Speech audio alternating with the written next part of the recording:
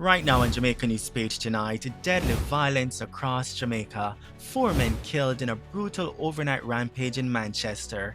So between 7:30 p.m. January 31st, 2026 and 3 a.m. February 1st, 2026, we were impacted by 3 incidents that resulted in 4 deaths within the parish. And in St. Elizabeth, a man fatally shot during a police-led operation. Also tonight, a tense late-night shootout in St. Thomas.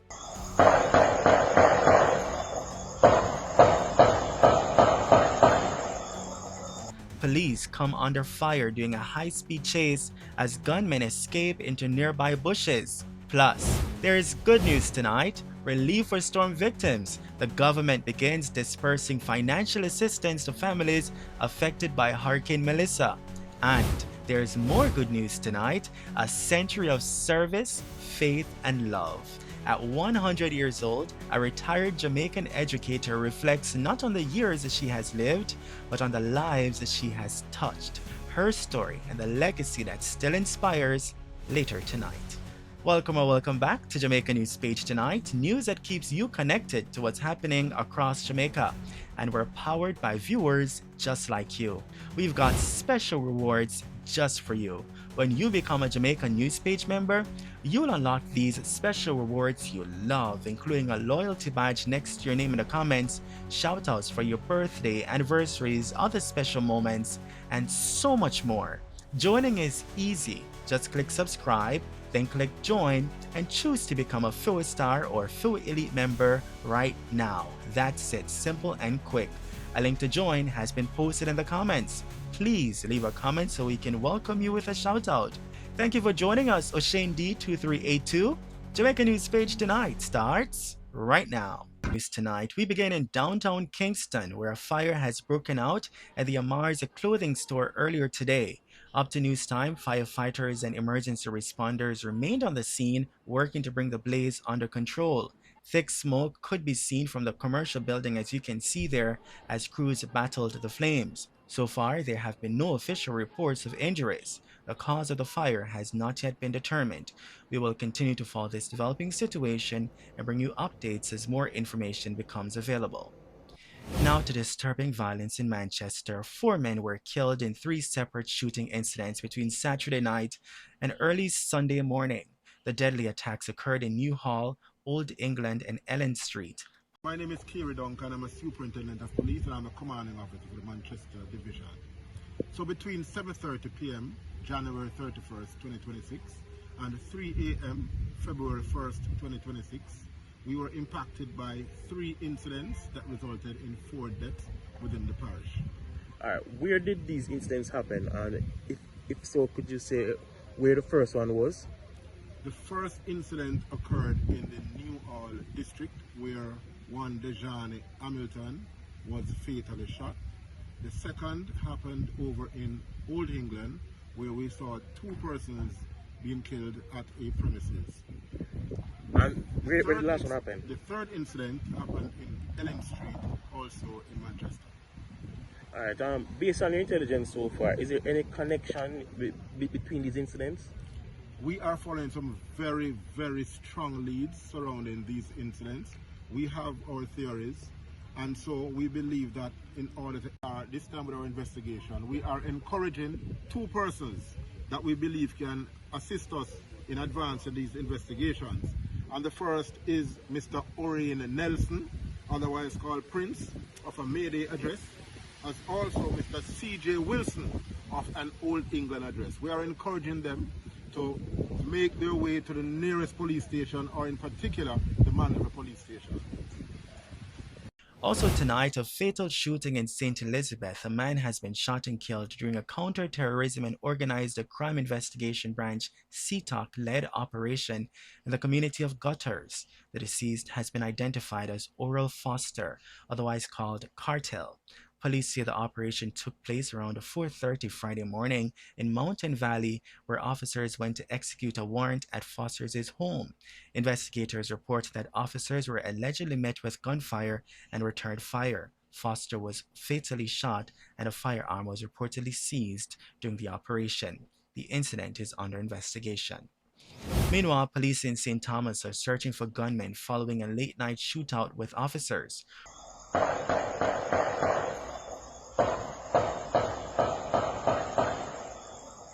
Reports indicate that around 10:20 Thursday night, members of the St. Thomas Highway Patrol observed a white Toyota Noah speeding along Albion Main Road in the Yalis area. After the vehicle failed to stop, a chase ensued. Upon reaching White Horses, three men reportedly exited the vehicle and opened fire on police. Officers returned fire and the suspects fled on foot into nearby bushes along Hamburg Lane and Stanmore Lane. No injuries have been reported. The search for the gunman continues tonight. Now to tragic news from Trelawney. Two people are feared dead following a two-vehicle collision along the Kerry Park Main Road earlier today. Preliminary information suggests the crash involved a silver Toyota Axio and another motor vehicle. The deceased are believed to have been occupants of the Toyota Axio. The identities of the victims have not yet been released. Investigations are continuing. Also in Trelawney tonight, an 18-year-old has been charged with murder. Police have charged Javian Cameron, a farmer of Thompson Town, following the fatal shooting of Errol Perry, also known as Dean. Investigators say Perry was at a corner shop around 8 p.m. last Sunday when Cameron approached him, allegedly demanding money related to injuries he sustained in a physical altercation between the two days earlier. Police report that Cameron used a knife to inflict fatal wounds before fleeing. Perry was taken to hospital by residents but later died. Cameron surrendered to police on Monday and is expected to appear in court. His court date is being finalized. A St. Elizabeth man is facing serious criminal charges tonight. Police have charged 32-year-old Ray Williams, a Mountainside, with robbery with aggravation and using a firearm to commit a felony following an incident in Newcomb Valley. Investigators say Williams and an armed accomplice entered a bar around 8:30 p.m. on Sunday, January 18, 2026, pointed a gun at an occupant and demanded money. The men were handed approximately $50,000 before fleeing the scene. The accused was later identified during an identification parade and charged. His court date is being arranged. In other news tonight, passenger bags and air cargo arriving in Jamaica are set to face tighter screening as the Jamaica Customs Agency moves to crack down on illicit goods entering the island. Customs officials say arriving passengers' bags and air cargo will now be scanned before reaching the baggage claim area, strengthening border security while reducing the need for physical searches. The agency says the move will allow for earlier detection of prohibited items, improve efficiency, and support smoother passenger flow at airports without compromising security.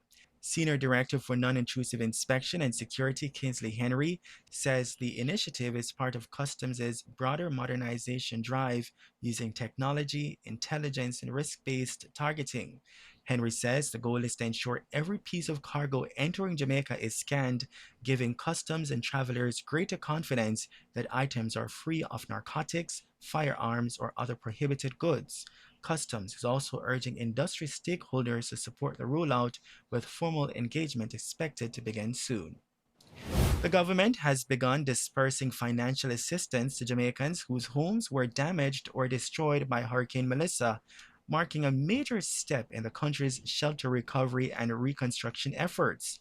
Now, this program does not have land. We have no land. What we do, which distinguishes us from the NHT or the HAJ or any other arm of government that is building houses, we have no land. And I want that to be clear. And so when we build anything on land that doesn't belong to us, what we build doesn't belong to us, doesn't belong to the government. It belongs to the people who own the land. So you remember that lie that they were telling about that the government going to take, why the people them? But a lot of people don't understand, and that is why I have to take my time and go into the details and explain, because ignorance wicked out there, you know. People just hear things and run with it and don't stop 2 minutes to just check it out. So we don't have no land in the program. So the land that is we are building on here don't belong to the government. So another issue now, before we can build, we have to check out who owns the land. Because the government can't just go build on people without permission. Okay? Now, if the beneficiary doesn't own the land, then we say to the beneficiary, listen now, go and get permission. And in these circumstances where it is a tenement, as we say in Jamaica, tenement yard situation, big yard, there are 3 families, 12 individuals living on this small plot of land. I am not aware of the circumstances if one of the families owned the land or they got permission or somebody owned it, passed away, and they were living there and they have been just living there for years. I don't know what the circumstances is. But what I do know is that we are not going to put one block on the land until we have something in writing that we can carry to court that protects the interest of the beneficiary and your money as taxpayers. Because can you imagine, we build on the land, give it to the beneficiary, and then the owner turn up and say, no. This is my land, and therefore this lovely house is my house. Under the Restoration of Owner or Occupant Family Shelters or ROOFs program, payments for households assessed with severe damage valued at up to $500,000 are now underway. Speaking at a handover ceremony at the Ministry of Social Security's Santa Cruz office in St. Elizabeth, Prime Minister Dr. Andrew Holness said 50 beneficiaries have already received support through the ministry's digital voucher system. The Prime Minister also noted that 1,234 households, mainly senior citizens, have received their assistance via direct deposit. An additional 20 Jamaicans have received their funds through prepaid cards. With all payment methods now activated, the government says it is ready to roll out assistance across all damage categories. These include $75,000 for minor damage, $200,000 for major damage, and up to $500,000 for severe damage, allowing affected families to begin repairs and rebuilding without delay. After completing a long late-night shift, Daniel Cunningham doesn't head home to rest. Instead, the 24-year-old picks up a sketchbook and takes to the busy streets of halfway through St. Andrew, searching for strangers willing to pause long enough to be drawn. The Kingston native is a self-taught portrait artist, driven not by formal training but by passion and determination to sharpen a gift he hopes can one day support him. Cunningham said, "Sometimes I'm tired. Yes, me still go see him way because I want to turn this into a real business and an extra income." Portrait drawing demands patience, observation, and constant practice, skills Cunningham continues to build on sidewalks that have become his classroom. He says stepping outside his comfort zone has helped him to grow. He explained, "I used to practice on friends, but coming out here pushed me more and show people what me can do." Cunningham discovered his love for drawing in primary school, but distractions in high school caused him to put his pencils aside. Though his academic journey did not follow a traditional path, he says that chapter of his life does not define him. Like many young men, Cunningham admits he once struggled with peer pressure and the desire to fit in. With maturity, he now reflects differently on the guidance his father offered. Today, art remains a constant in his life. Between jobs in construction, sales, and security services, he continues to draw, often facing rejection, but refusing to give up. He said, "Most people not interested are them in a rush, but me still try, even when me not getting paid, because it gives me practice." For Cunningham, improvement matters more than money. He studies other artists closely and dreams of returning to school to formally develop his skills and build a sustainable art business. "I know people will pay for things they love," he said, hopeful that one day his portraits will speak for themselves. Well, Mr. Daniel Cunningham, keep going. Portrait art is a popular side hustle in places like Times Square in New York City, and your determination is already taking you in the right direction. With consistency, confidence, and continued practice, there is no reason your talent can't take you beyond Jamaica, the cities and streets around the world. Stay focused, stay disciplined, and keep believing in your gift. The journey is just beginning.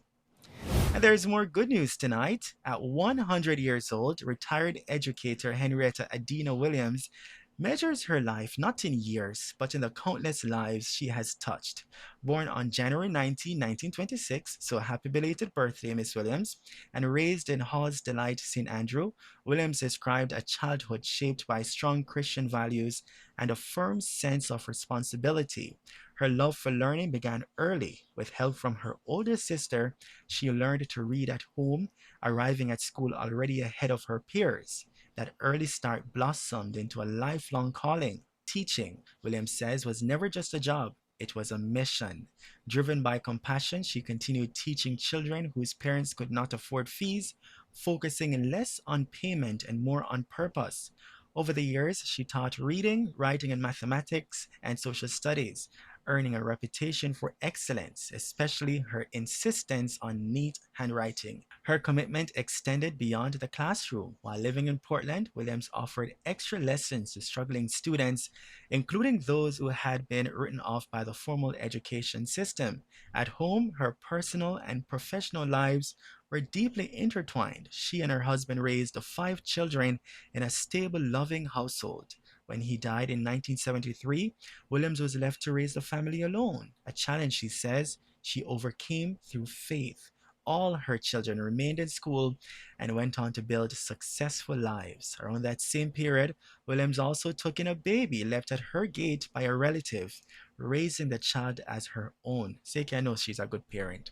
Retirement from government service did not slow her down. She continued teaching at a private institution, volunteered in adult literacy programs, and spent decades serving the church as a lay reader, often stepping in when clergy were unavailable. Asked about the secret to reaching 100, yeah, we want to know, Miss Williams. Well, Williams credits moderation, faith, and family. Her diet, she says, centers on fruits and vegetables, with one exception.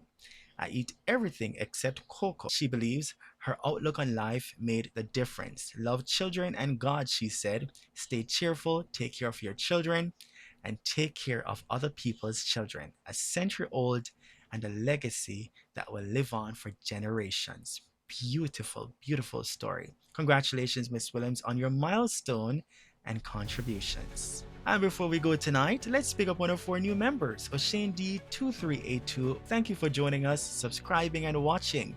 We appreciate your support. Pick up yourself.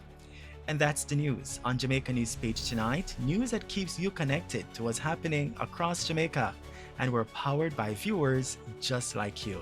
We've got special rewards just for you. When you become a Jamaica News Page member, you'll unlock these special rewards you love, including a loyalty badge next to your name in the comments, shoutouts for your birthday, anniversaries, other special moments, and so much more. Joining is easy. Just click subscribe, then click join, and choose to become a Full Star or Full Elite member right now. That's it, simple and quick.